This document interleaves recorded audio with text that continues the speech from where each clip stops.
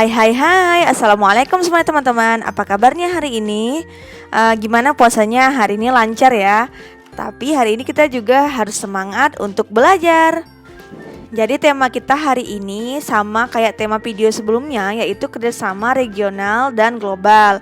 Yang kemarin itu video pertama itu adalah part pertama, hanya dua kerjasama yang kita bahas, yaitu konferensi Asia Afrika dan gerakan non-blok. Sekarang kita akan bahas selanjutnya. Namun teman-teman, seperti biasanya, sebelum lanjut jangan lupa klik tombol subscribe-nya dulu untuk teman-teman yang baru bergabung.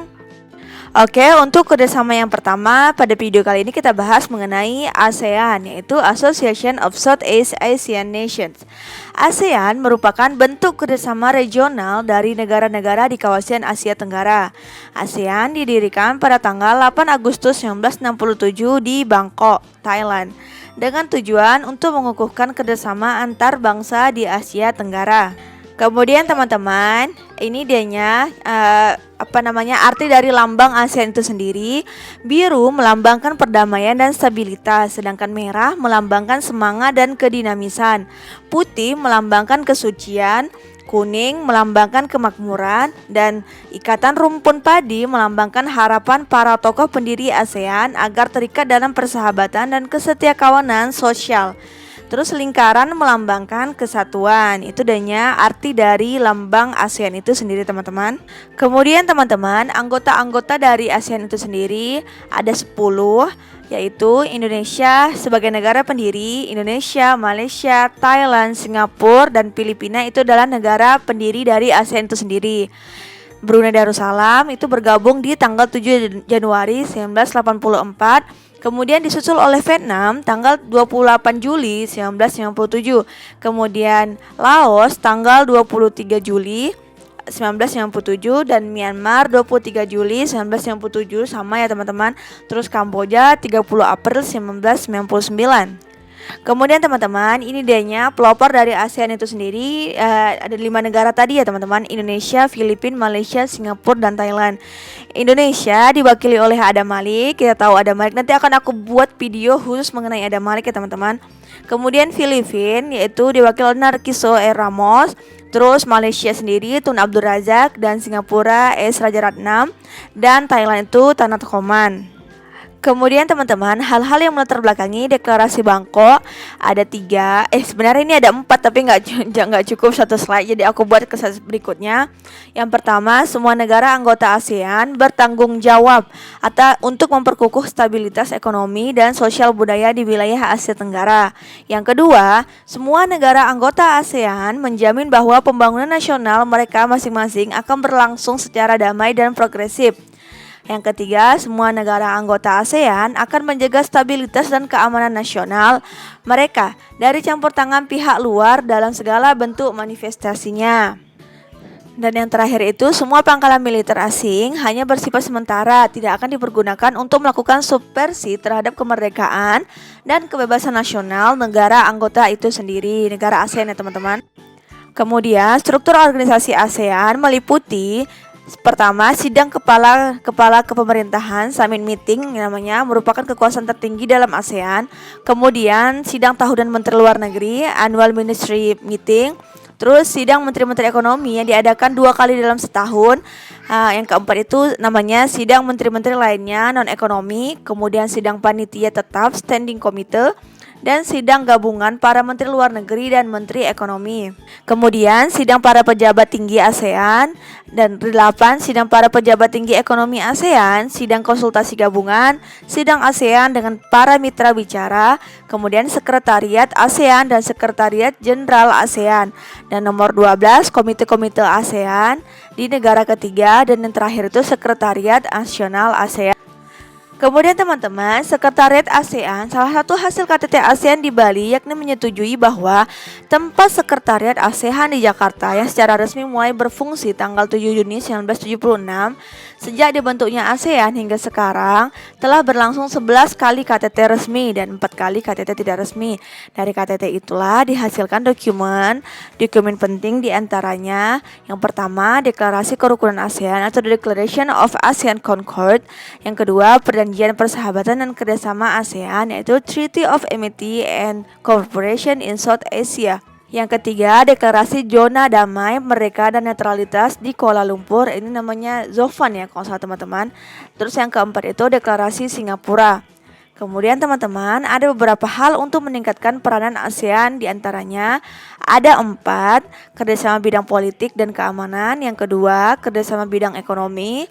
Yang ketiga, kerjasama luar negeri. Dan yang keempat, kerjasama fungsional. Kemudian tujuan dari ASEAN itu untuk mempercepat pertumbuhan ekonomi, kemajuan sosial, serta mengembangkan kebudayaan di kawasan Asia Tenggara, meningkatkan kerjasama yang aktif dan saling membantu dalam masalah-masalah yang menjadi kepentingan bersama di bidang-bidang ekonomi, sosial, teknik, ilmu pengetahuan maupun administrasi. Kemudian yang ketiga, saling memberikan bantuan dalam bentuk sarana-sarana pelatihan dan penelitian. Dan yang terakhir itu memajukan pengkajian mengenai Asia Tenggara. Peranan ASEAN sendiri teman-teman ada 3. Perluasan ruang gerak ASEAN, adanya resolusi PBB tahun 1996 yang diprakarsai oleh ASEAN untuk menarik mundur pasukan asing dari Kamboja. Kedua, kemajuan dalam kerjasama intra-ASEAN yakni meliputi kerjasama perdagangan yang pada akhirnya tahun 1979 sudah mencapai 2.327 barang, teman-teman. Kemudian terakhir, kerjasama ASEAN dengan negara-negara ketiga meliputi dialog dengan Amerika Serikat, Australia, Kanada, dan Jepang. Kemudian teman-teman, pembahasan berikutnya itu, kerjasama berikutnya itu setelah kita bahas mengenai ASEAN, sekarang kita bahas mengenai Masyarakat Ekonomi Eropa atau MEE. Sejarah terbentuknya MEE itu sejak berakhirnya Perang Dunia Kedua, Eropa mengalami kemiskinan dan perpecahan. Usaha untuk mempersatukan Eropa sudah dilakukan, namun keberhasilannya bergantung pada 2 negara besar, yaitu Prancis dan Jerman Barat.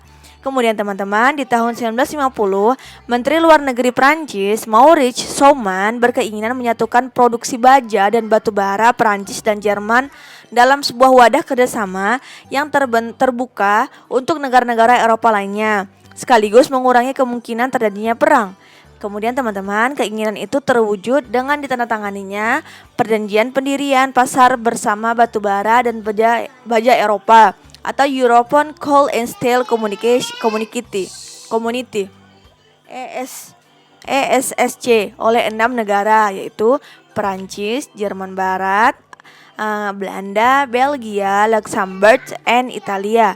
Ke-6 negara tersebut selanjutnya disebut dengan The Six States. Kemudian teman-teman, keberhasilan ECSC tadi mendorong negara-negara The Six States membentuk pasar bersama yang mencakup sektor ekonomi. Hasil pertemuan di Messina pada tanggal 1 Juni 1955 menunjuk Paul Henry Spaak, yaitu Menteri Luar Negeri Belgia, sebagai ketua komite yang harus menyusun laporan tentang kemungkinan kerjasama ke semua bidang ekonomi. Laporan komite Spaak berisi 2 rancangan yang lebih mengintegrasikan Eropa, yaitu membentuk European Economic Community atau EEC atau Masyarakat Ekonomi Eropa MEE, dan yang kedua membentuk European Atomic Energy Community atau Badan Tenaga Atom Eropa. Rancangan Spaak yang tadi, Menteri Luar Negeri Belgia tadi, itu disetujui pada tanggal 25 Maret 1957 di Roma. Dan kedua perjanjian itu teman-teman mulai berlaku pada tanggal 1 Januari 1958. Dengan demikian terdapat 3 organisasi di Eropa, yaitu ECSC, kemudian MEE, dan EAEC.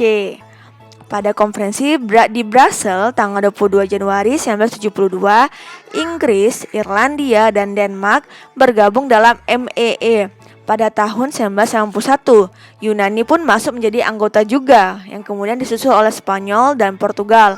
Dengan demikian, keanggotaan MEE sebanyak 12 negara.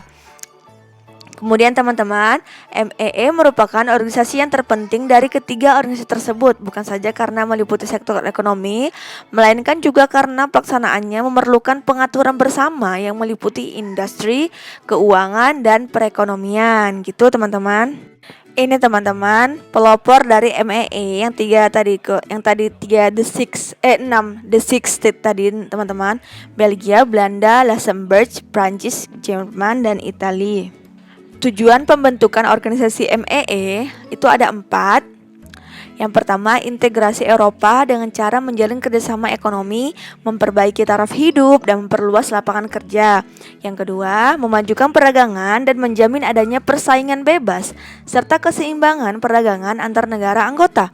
Yang ketiga, menghapuskan semua rintangan yang menghambat lajunya perdagangan internasional. Yang keempat, meluaskan hubungan dengan negara-negara selain anggota MEE.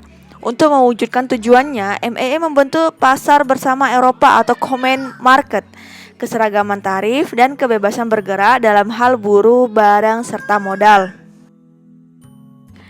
Gitu teman-teman, kita kali ini part 2-nya kita buat juga hanya 2 kerjasama. Nanti akan kita bahas lagi teman-teman. Untuk di part 3 aku lanjut karena aku sengaja membuat part karena nanti biar teman-teman gak bosan lihat video aku yang begitu panjang sampai 20 menit kan gak mungkin ya. Jadi aku bagi-bagi 10 menit, 10 menit, 10 menit. Nanti akan aku buat lagi untuk part 3. Terima kasih teman-teman udah nonton video aku dan klik video aku. Jangan lupa kamu share ke teman-teman kamu semua yang memerlukan tentang materi ini. Thank you for watching. Jangan lupa like dan subscribe. See you on next video. Bye bye. Assalamualaikum.